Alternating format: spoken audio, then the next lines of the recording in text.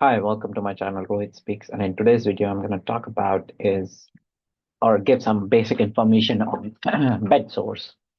So what is bed sores? And also what and who gets these bed sores are usually people who are immobile or are on a bed for some medical reason, for some way or the other, and they cannot move for a long period of time. They form these called as bed sores, or also called as pressure ulcers. So if you look at it, if you are immobile for a long period of time, it could be sitting and standing. It's the areas which is touching the bone for too long, gets rubbed, get pushed, and with increased amount of pressure, the skin doesn't get enough blood and it starts to die slowly and forms this. The body thinks there is something dead and they start attacking it. It forms slowly, starts turning red because it gets inflamed and then forms ulcers, pus gets formed, it forms a big abscess. So it goes in a stage. Starts with inflammation, then small wound, then abscess, then pus, then abscess, and then in a stage where it is completely gangrene, it cannot do anything.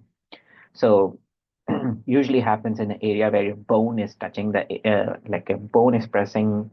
So there is your bone, there's your skin, and then there is your area where you're laying down. So it's kind of pressing onto it, and then slowly the skin loses blood flow and then causes it to die. Now, if you are asking how quickly it can turn into bed sores, it could depend.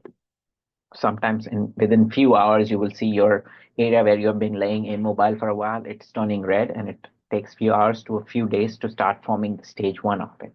And if you have been in stage one, which I'll talk about in a few seconds, then it will start to form pus and all of that. So stage one is where, as I said, it's inflammation, you get redness, and then slowly you feel the system starts attacking, forms an abscess. Pus formation goes deeper, and then there is an area where it is kind of gangrene. It's not treatable, but in these areas, at least up to stage 3 or 4, you can treat it if you catch it in time.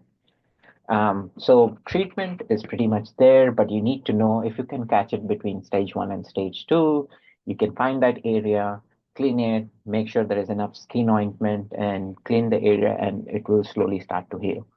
But usually, if you're old ages and above, the healing process will take a longer time. So if you know that a person is going to be immobile for a while, the good idea is to keep that person at least move, or somebody, if there is somebody to help him or her, they can move the person momentarily here and there so they don't form this ulcers or bed sores. And if you catch them that, oh, this area around as I showed, these areas are turning red, that means they are going to form bed sores over a period of time. So make sure you apply a lot of ointment, jelly, whatever it is to make it a little bit softer.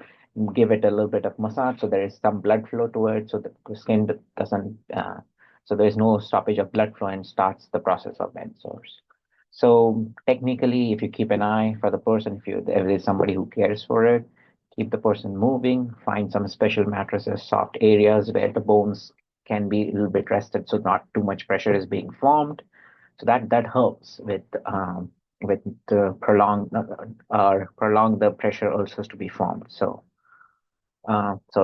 bed sores are nothing but ulcers formed by pressure over a period of time where a person is not moving, blood flow stops to that area, and then it starts to attack it. So it becomes inflamed, forms uh, kind starts eating it away, forms pus, abscess, and then finally a gangrenous stage. So hopefully, this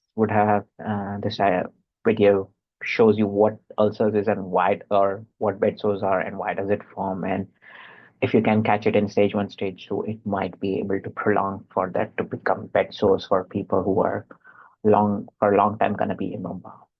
I hope this video helps you take care of those people for a long period of time. So with that, I'll switch off this video and I'll see you in the next one. Bye.